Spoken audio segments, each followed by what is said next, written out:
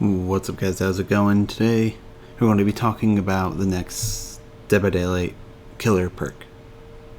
Eventually I'll get better at doing these without stalling and having to think about what I'm saying and then messing up.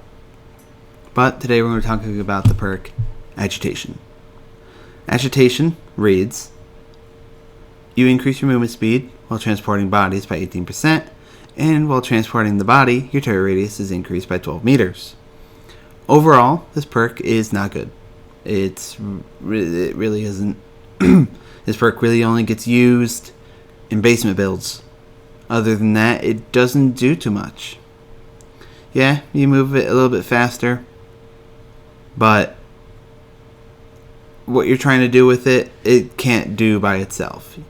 You're trying to get to a hook, and if someone breaks it, you're trying to get to another hook before you're forced to drop the survivor against coordinated teams who are trying to sabo these hooks in your front face. If survivors are trying to sabo these in front of your face, odds are they're a team, and just only running Agitation isn't going to stop it.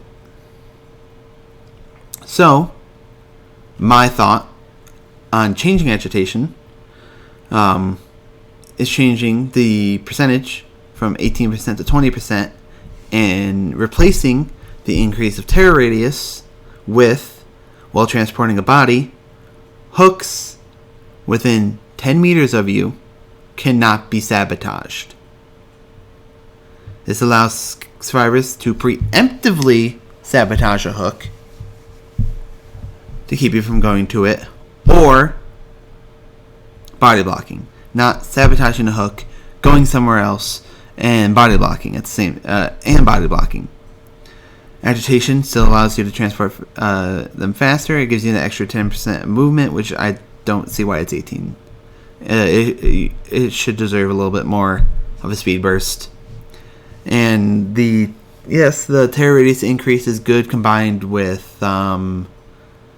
what's the perk called? Starstruck.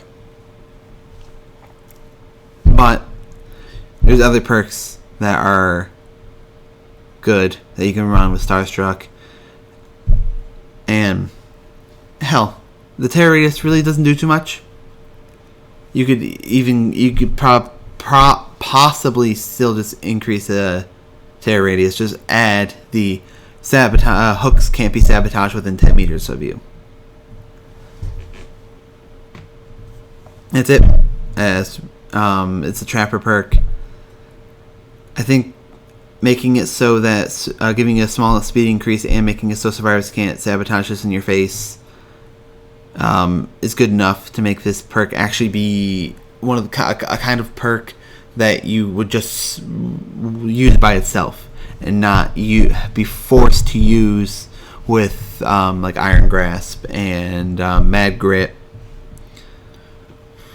And it becomes a perk that you don't only use when you're trying to do a basement build, or only use if you're also using Starstruck. It becomes a solo perk that is decent, and it would become a perk that I could see using, especially when you get to higher MMRs. Yes, it doesn't slow gens down, but getting a survivor, getting them on your shoulder, dodging the flashlight blind, and then getting the hook sabotaged in your face, being forced to drop them, going after another survivor, and then that survivor gets up, and then you're doing all the chase all over again. So you just did an entire chase, down them, picked them up, played around the flashlight, and then the hook getting sabotaged in your face, and then getting nothing from it while the survivors are still progressing their objective is really blue bally. It's not a fun interaction, and this gives them the ability to play around. Still gives it counterplay. It just makes it so that it goes from I'm going to sabotage this hook in your face to I'm going to strategically sabotage this hook to make you have to go somewhere else. That still gives us the ability to maybe body block you, but not we're all going to follow you to the next hook and sabotage it in your face as well.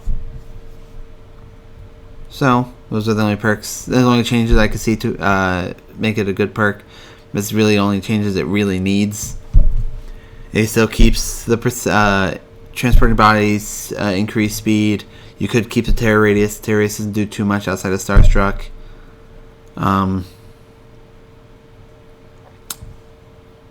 And blocking hooks would be really good. Unless they're planning on bringing out perks and later killers that will that gives them the ability to block hooks. I doubt it. I highly doubt it. But this is something that could be really cool and actually have enough impact in the game that would make Agitation silly and make it a good perk that isn't just solely seen in basement builds.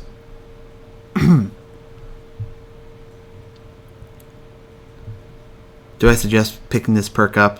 No, I don't. If you haven't leveled up the Trapper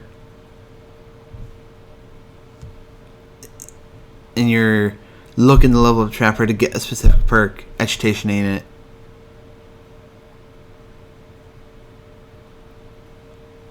it. Trapper's not a good killer. Most of the perks he has aren't good. This being one of them.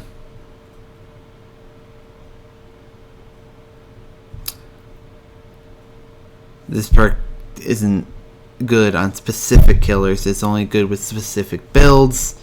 And even then, it's one of those like niche basement things that even if you do get him into the basement, unless you are Bubba or Billy or a killer with an instant down, you don't have enough leverage. Like, you can. It's very iffy with the leverage of putting them in the basement. You really only have that leverage if you camp the basement.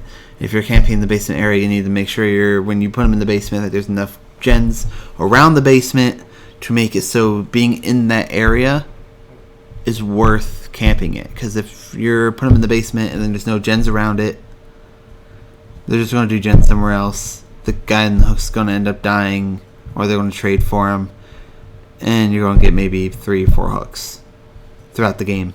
It's not worth it. Agitation at least makes it so that it's not one of those basement camp heavy perks. I think that's everything I wanted to talk about for Agitation. Again, like the other ones, feel free to comment your ideas, your thoughts. I'm willing to have a debate about the perks and my thoughts. Again, everything I'm saying is not fact. It is my opinion. It is what I have come to the conclusion of by playing the game, using these perks, going against different survivors. And these are the changes I've thought up of. If you watched it all the way to the end, thanks. And I'll see you on the next one.